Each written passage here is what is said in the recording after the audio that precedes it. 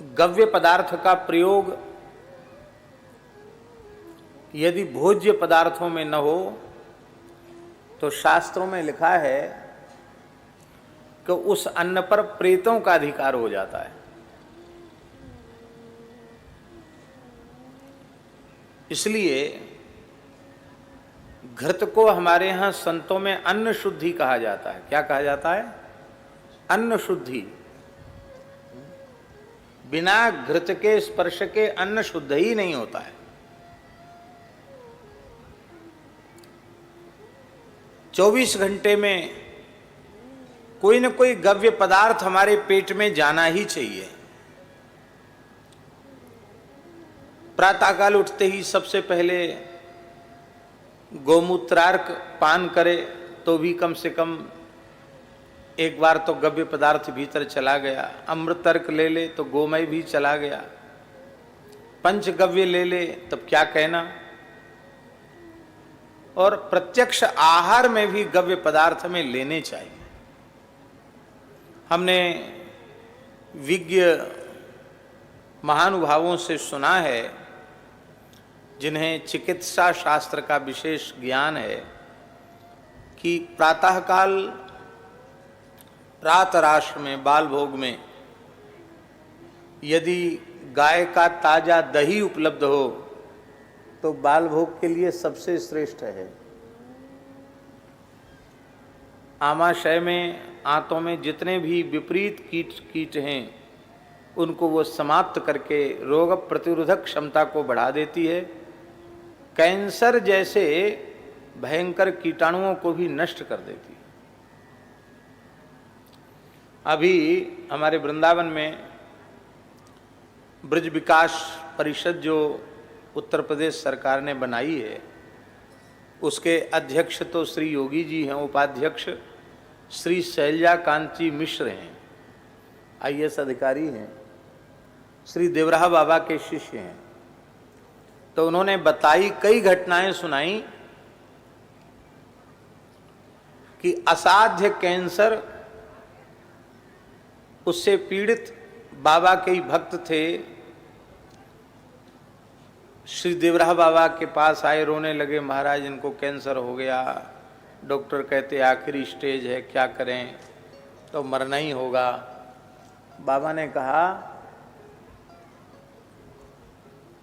देशी गाय का, भारतीय गाय का ताजा दही, उसमें 35 तुलसी दल और काली मिर्च पीस करके उसमें मिलाओ और उसमें थोड़ा सा जल छोड़कर उसके तक्र बना करके उसी को पिलाओ।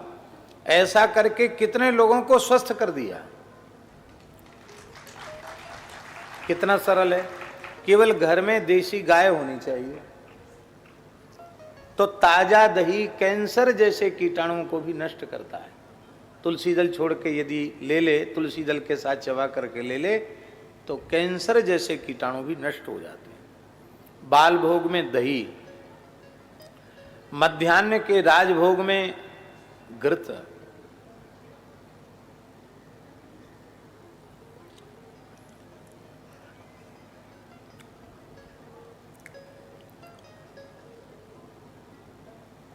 याम मध्येन भोक्तव्यम याम युग्मम न लंघयेत। भोजन के संबंध में आयुर्वेद में लिखा है, एक याम के बीच में कुछ भी खाना पीना नहीं चाहिए। याम मध्येन भोक्तव्यम, 3 घंटे का एक याम होता है और उस याम की गणना सूर्योदय से होती है। सूर्योदय के 3 घंटे तक कुछ मत खाओ।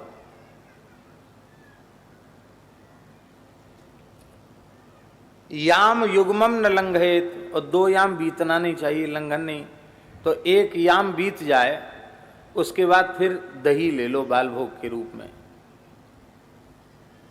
और फिर 12 बजने के पहले पहले प्रसाद पालो, मध्याह्न प्रसाद, क्योंकि 12 बजे के बाद खाओगे तो याम युग्म का लंघन हो जाएगा, 2 याम का लंघन हो जाएगा। 2 याम का लंघन नहीं करना। तो 11 बजे के करीब, 11:30 बजे के करीब आप प्रसाद पा लें। प्रसाद में गाय का घी अनिवार्य रूप से लेना चाहिए मध्याह्न के प्रसाद में। जूठे में गाय का घी परोसना और खाना, ये स्मृतिकारों ने अत्यंत निषिद्ध माना है,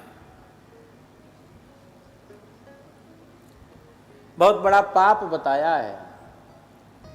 अब गो नवरात्रि है, उससे उस शब्द का हम उच्चारण नहीं करना चाहते हैं। मांस में भी अत्यंत जिसको हम पवित्र मानते हैं उसका मांस उसके तुल्य हो जाता है। इसका मतलब है अति निषिद्ध है जूठे में घी परोसना।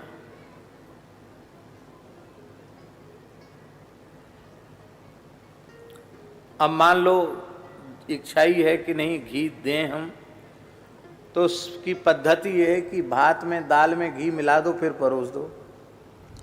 सीधे जूठे में घी परोसना निषिद्ध है। द्विजाति के भोजन की थाली में यदि आ जाए इस प्रकार का, तत्काल उसे भोजन छोड़ देना चाहिए, नहीं करना चाहिए भोजन।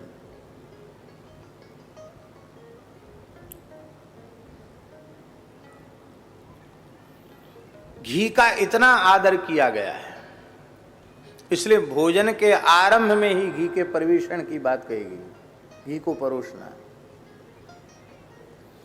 अपनी शक्ति के अनुसार घी जरूर पाना चाहिए। उत्तम पक्ष तो यह है कि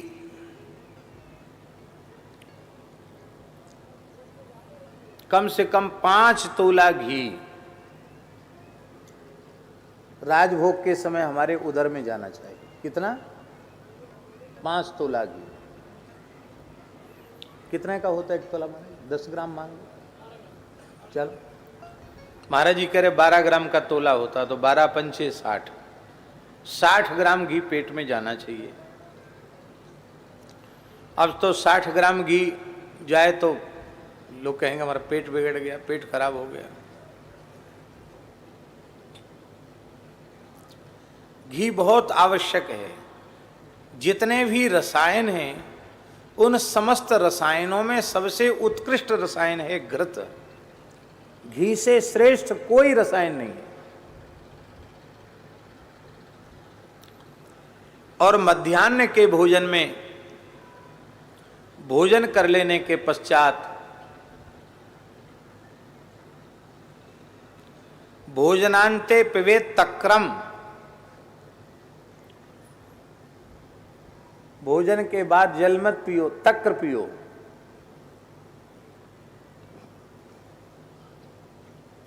एक बात और कह दें, दही में अथवा छाछ में नमक मिला देने से उसका स्वाभाविक जो गुण धर्म है वो नष्ट हो जाता है। इसलिए शक्कर की बीमारी न हो तो बूरा भले ही, देसी खांड भले ही मिला ले, स्वाद का ज़्यादा आग्रह हो तो, अन्यथा दही अथवा छाछ उसको सीधे ही लेना चाहिए, वो अधिक गुणकारी। और फिर रात्रि के भोजन में भी वही याम युग्मम न लंघयेत, याम मध्येन भोक्तव्यम, याम युग्मम न लंघयेत। और उसमें भी भोजन कर लेने के 1 घंटे पश्चात दूध पीना और दूध पीने के 1 घंटे बाद शयन करना। ये गव्य पदार्थों के सेवन की शास्त्रीय विधि है।